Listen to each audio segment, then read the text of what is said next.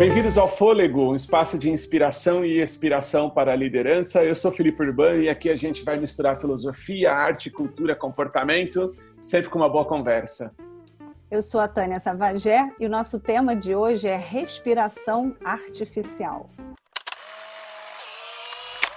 William Gibson certa vez disse que as tecnologias são moralmente neutras até o momento em que aplicamos. Eu lembrei que essa história de tecnologia, por 2 vezes eu fui pisar na meca da inovação contemporânea do mundo, que é a Singularity University, e tive o privilégio de escutar o Ray Kurzweil falando sobre inteligência artificial. E ele é considerado um dos grandes papas, e o convidado vai dizer daqui a pouco se é ainda um dos grandes papas da inteligência artificial. E lembro dele dizendo que uma das conferências que ele ia ressuscitar o pai dele.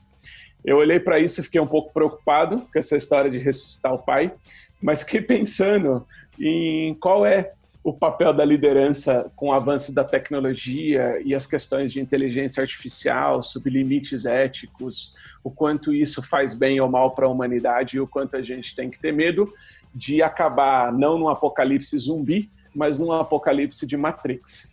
E para falar com a gente no tema de respiração artificial, a gente tem o Sandro, que é principal na Bain & Company, em temas de inteligência artificial, e trabalha há muito tempo com a vida dedicada à liderança e essas temáticas de tecnologia e interações com máquinas em startups de origem financeira e metade do tempo em grandes organizações. Hoje, a sua vida como consultor nesta área de inteligência artificial é dividida com uma frente no doutorado na FGV, estudando sobre estratégia. Sandro, seja bem-vindo. E a primeira pergunta que eu já tenho para você é: o que é um líder? Ou quem foi um líder que te inspirou nessa conexão sobre tecnologia e humanidade? Quem que é a referência que vem para você? Então, isso daí é interessante, Felipe, pelo seguinte. A minha inspiração durante o meu tempo na graduação, ela não veio do mundo corporativo, né? Enquanto eu estava na faculdade, eu tinha mentalidade para ser um cientista, né? Era o meu objetivo, né? Queria dar sequência para um mestrado, para um doutorado, e aí de uma maneira até um pouco acidental, eu acabei mudando esse caminho no último momento ali, foi realmente ali no último instante, já tinha uma bolsa de estudos para o mestrado, já tinha um programa de pesquisa para seguir. E então, nesse sentido, as minhas inspirações vieram daquela época, e aí são matemáticos, são cientistas da computação, são físicos. Eu acho que é uma perspectiva um pouco diferente do que seria uma resposta de alguém que sempre pensou no mundo corporativo. Tem uma questão, Sandro, que me ocorre. Eu estava visitando esses dias o texto de Tecnologia versus Humanidade do super futurista Gerd Leonhard, que a gente sempre pega futurista, tem uma referência americana, né? Então é legal pegar um europeu. E ele diz uma coisa muito interessante, que é: a tecnologia não tem ética e nem deve ter. Foi a expressão que ele disse. E aí, você estava falando da sua visita científica, eu sei que ela continua acompanhando sua vida aí no doutorado. Como que é esses elementos, a gente pensando em respiração artificial, esses limites éticos entre tecnologia e humanidade?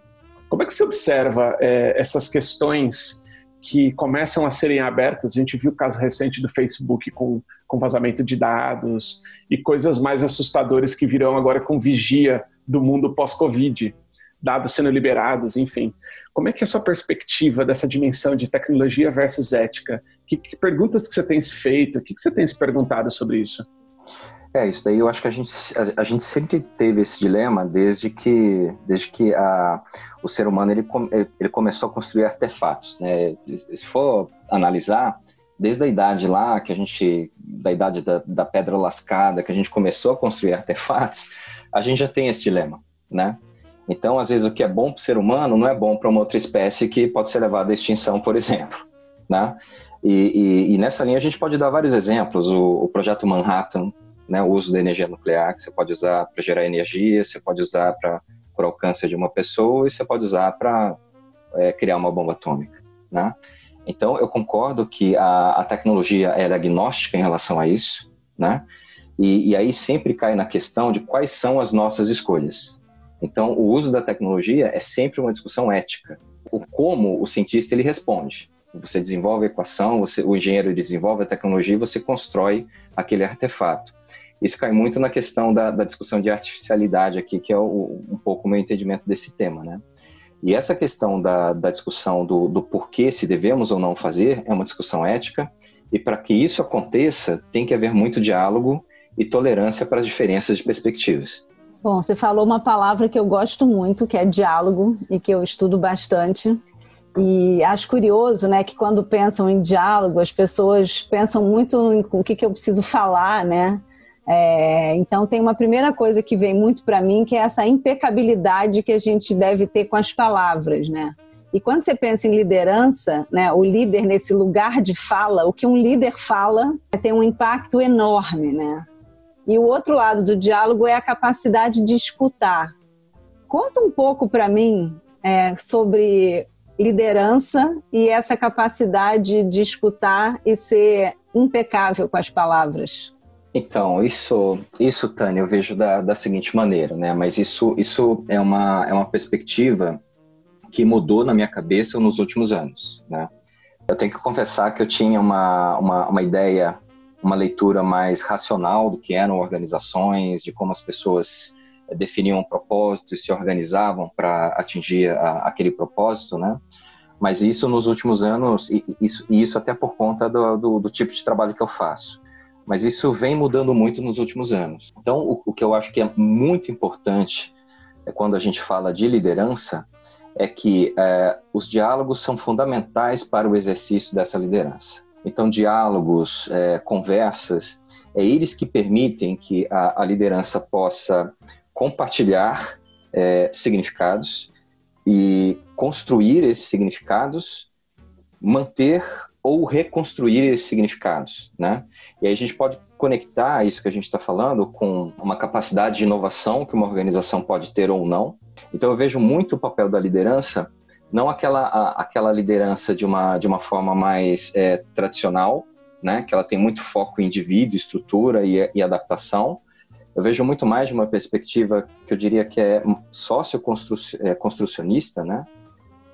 Que o foco da liderança, o modo de trabalho deveria ser um modo mais relacional, mais focado em relacionamentos e processo, porque no meu entendimento isso facilita a transformação e inovação. Sandro, que legal você falar isso de construção de significados, né? Quando eu estava no mestrado em filosofia lá atrás, eu descobri que com Cassirer, que a melhor forma de definir o homem não seria um animal racional, mas um animal simbólico. Alguém que articula e constrói o seu mundo a partir do significado que traz para si.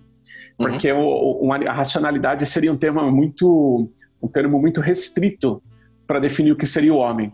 E aí eu fiquei pensando que esse paradigma, esse exercício de comparação da gente enquanto espécie, de olhar para o lado e falar assim, o que do mundo parece com a gente, tinha uma relação muito animal. Então, eu ficava observando o comportamento do macaco, falei, uma margem de comparação é animal em relação ao homem. E me parece que a ascensão do mundo das máquinas começa a colocar a gente em paradigmas de qual é a nossa semelhança com a máquina ou dela com a gente. Me parece que esse eixo do mundo foi deslocado de uma comparação biológica, animal, para uma comparação com as máquinas. E aí eu queria fazer essa pergunta para você, que como é que você percebe hoje esse eixo de comparação com a máquina? Que tipo de questões e riscos ou de benefícios estão envolvidos nessas questões com a inteligência artificial que tem permeado o seu mundo? Como que você percebe essa relação dialógica com máquina? E se você puder avançar ainda, qual é o papel do líder nisso, né? Eu dou um passo para trás, Felipe, para tratar essa questão. Assim, quando a gente fala do mundo artificial e do mundo natural, né? Se a gente volta um pouco atrás, a ideia do mundo natural, você tem ciências como física e biologia que te permitem entender esse mundo e conseguem explicar a complexidade que tem nesse mundo natural e encontra a simplicidade que está implícita nessa complexidade que é aparente, né? Agora, quando a gente fala do contraponto do mundo artificial, que é isso que a gente está falando, e que começou a ser construído a partir do momento que o ser humano produziu a primeira ferramenta, né? Nós somos makers há muito tempo. Então, essa construção dessa artificialidade, ela já é muito antiga. Eu acho que o que talvez chame mais a nossa atenção hoje é que a velocidade com que isso está acontecendo e entre aspas, a digitalização que a gente observa do nosso mundo, né, que a gente cada vez mais, como a gente está fazendo exatamente nesse momento, cada um está num lugar da cidade, do país, do mundo, e a gente está criando um artefato que é um podcast que vai ser transmitido e consumido por outras pessoas. É tudo absolutamente digital. Então, eu acho que o que hoje chama a atenção é a velocidade com que isso está acontecendo, e como qualquer outro artefato, né, um objeto físico ou algo que seja digital, não importa, a velocidade com que esse processo vem acontecendo e artefatos que estamos construindo, que são muito baseados em inteligência artificial, dão mais aceleração para todo esse processo, né? E causa um pouco de surpresa para a grande maioria das pessoas, né? Pensar que alguma coisa como inteligência artificial pode fazer coisas que eram impensáveis até então. E nesse sentido, a principal preocupação que eu acho que a liderança tem que ter, né, tanto nas organizações como em setores públicos, na política, quais são os efeitos, quais são os impactos potenciais de toda essa aceleração que a inteligência artificial traz para nós. E aí, obviamente, o ponto que mais me chama a atenção é o impacto que isso tem na empregabilidade das pessoas. E aí tem vários autores que comentam que essa revolução industrial que nós estamos passando agora, ela tem uma natureza diferente, porque tem vários estudiosos que acreditam que nós talvez não tenhamos o tempo e a velocidade para recapacitar essas pessoas para esse mundo onde cada vez mais a gente vai ter software e hardware fazendo boa parte do trabalho que antes era feito por seres humanos. E aí, Sandro, me vem que hoje desconfio que quem está na liderança é muito menos nativo digital do que quem não está, né? E quando falam, então, dessa aceleração e da digitalização, me parece que a gente precisa incluir digitalmente a liderança, né, para ela orientar, inspirar e motivar, né, uma massa de pessoas que já é fluente no digital. Quando eu olho para as minhas filhas, às vezes uma diferença de 2 anos só já é completamente diferente o comportamento, né? E eu estava lendo outro dia alguma coisa do Silvio Meira, que é alguém que eu gosto muito, né, que fala do digital, né? E ele trouxe uma fala do Peter Drucker de 1999, falando que sim, tinha várias coisas que a gente deveria observar, mas que a gente precisava prestar muita atenção no comércio eletrônico, que esse fator ia de fato mudar comportamento, né? Mudar o nosso papel como produtor, como consumidor de tudo, né? Então eu queria te ouvir, o que você acredita, né, nesse mundo da tecnologia que vai mais mudar ainda os comportamentos e no que a liderança tem que estar atenta? Assim, eu acho que a gente tem uma situação bastante heterogênea, né? Quando a gente fala do contexto de startups, de empresas que são nativas digitais, né, e a gente observa a organização desses ecossistemas no mundo todo, né, embora no Brasil seja talvez um pouco mais tímido do que a gente observa em outros lugares, né, a gente vê que esses empreendedores, eles já têm uma forma de organização do trabalho completamente diferente das empresas tradicionais. E, na média, são pessoas mais jovens, né, já são nativas em tecnologia, então eles já concebem os produtos deles já, em geral, de uma maneira completamente digital. Eles já têm um entendimento de como as mídias sociais funcionam, essa questão de viralidade de produto.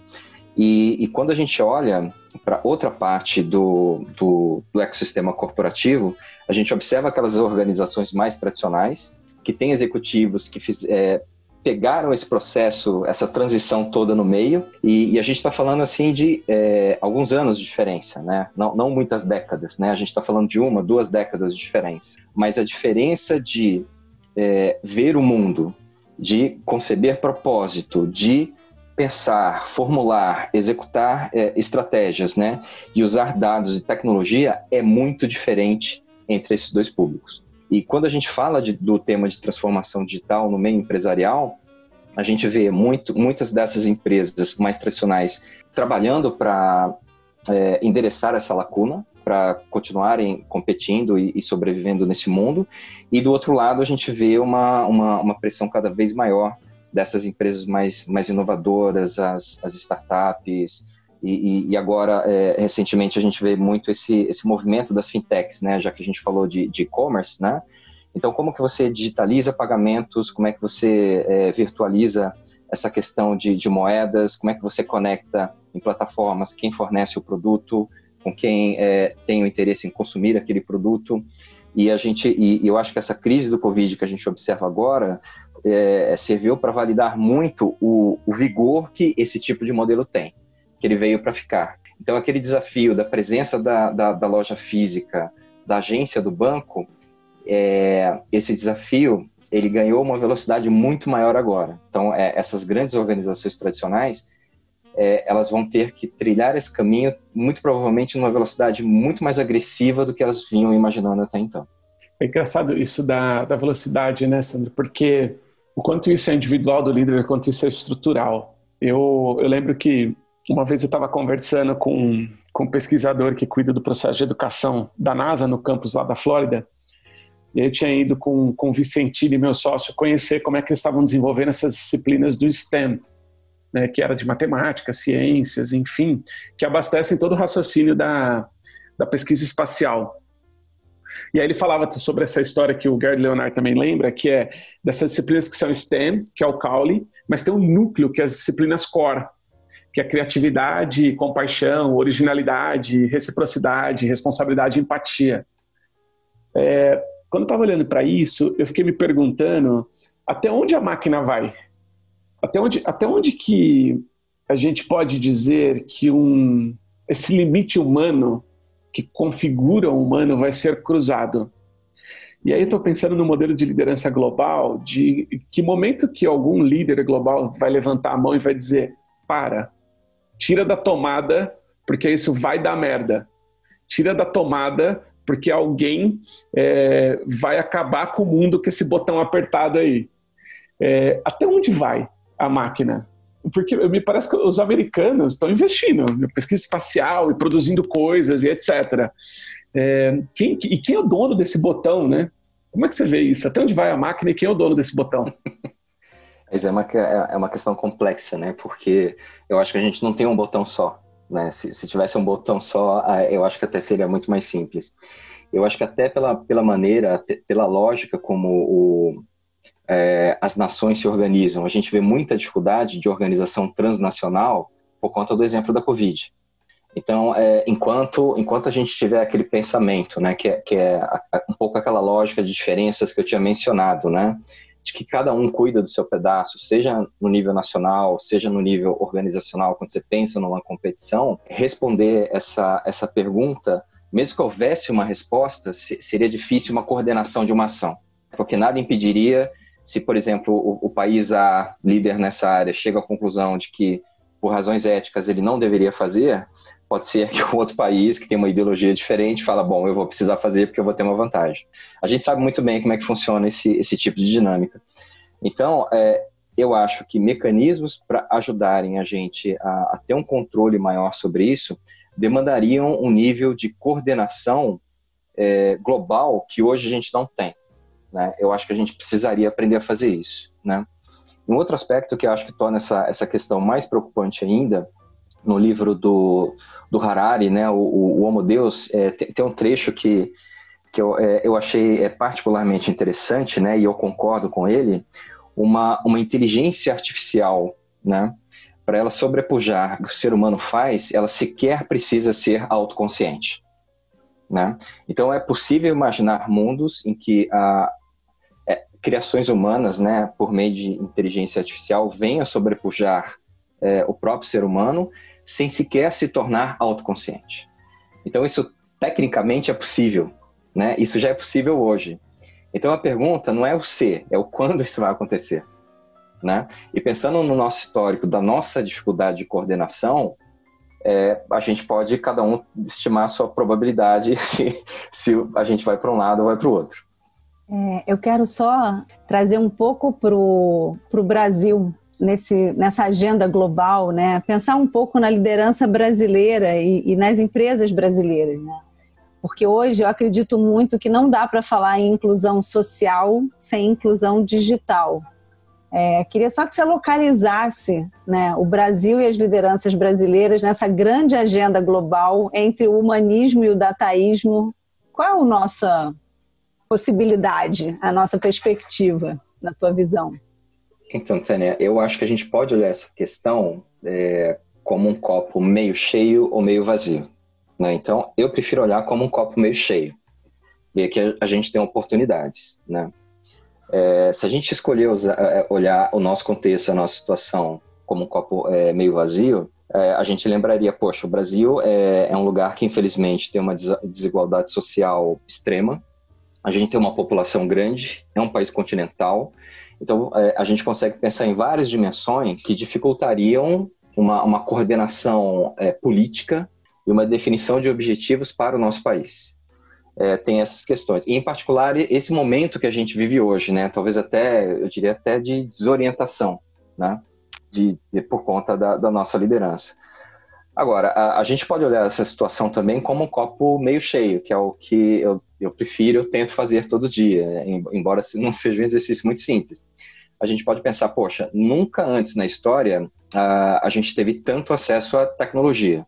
Eu acho que, em boa medida, a internet conecta boa parte da nossa população, mas a gente conseguiria pensar em ações para fomentar o aumento dessa conectividade e a melhoria da qualidade dessa conectividade também, né?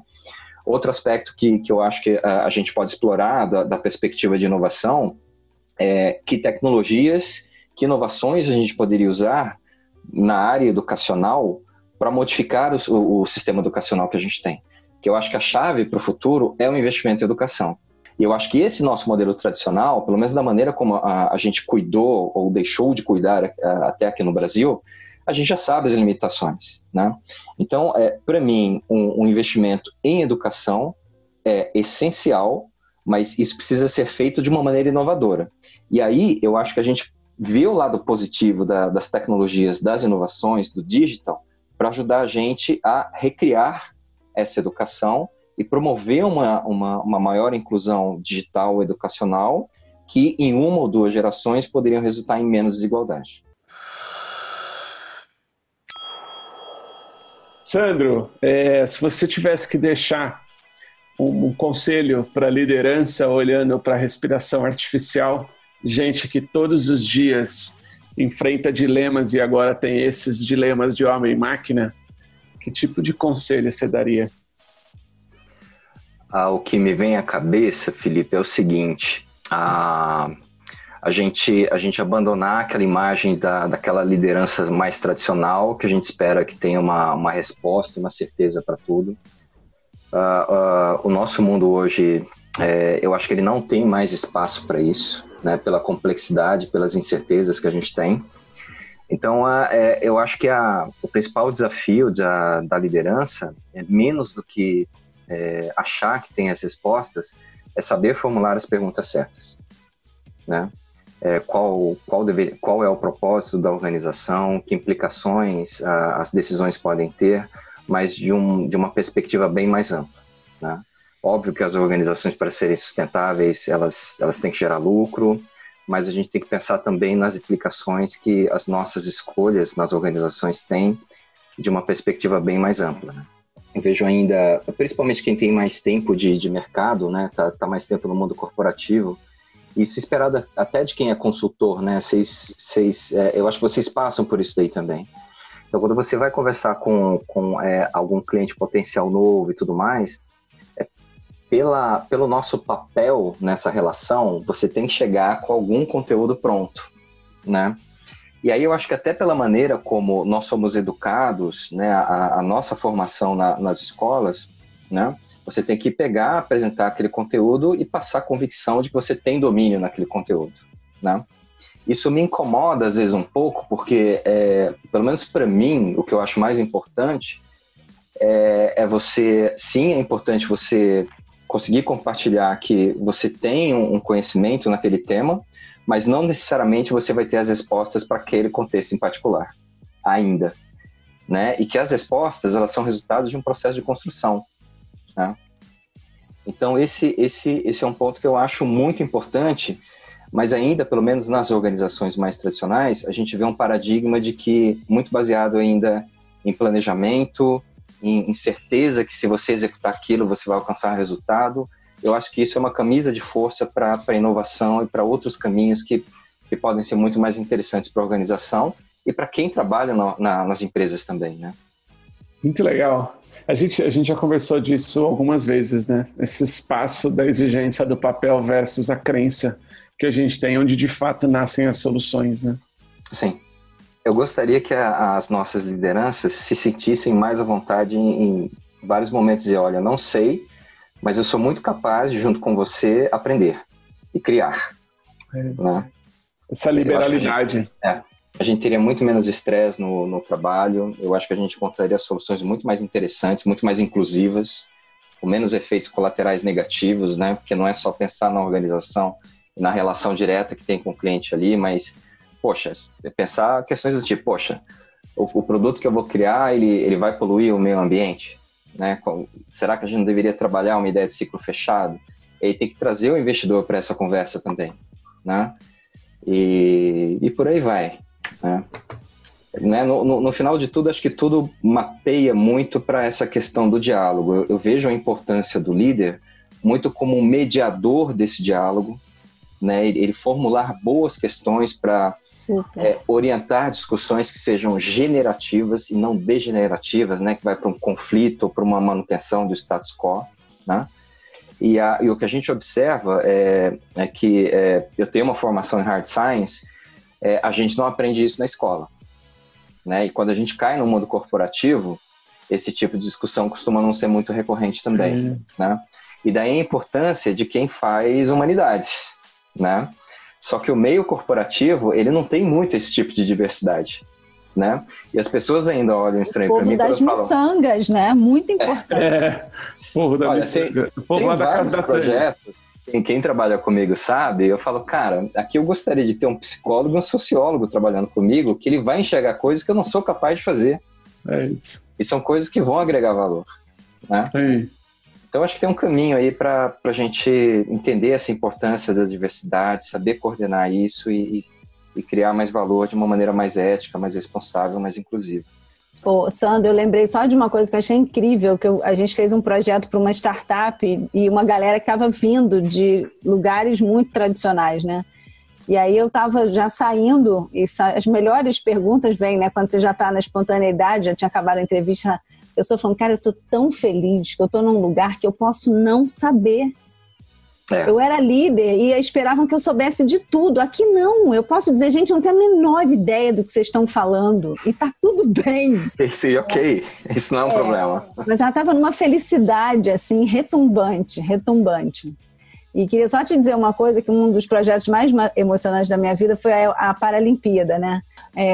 Uma das cenas da Paralimpíada foi quando a gente falou da relação entre o homem e a máquina e como isso está muito mais presente do que a gente imagina. A gente estava falando da prótese, né? O meu óculos é uma prótese, né? É uma tecnologia para eu, né, ver melhor.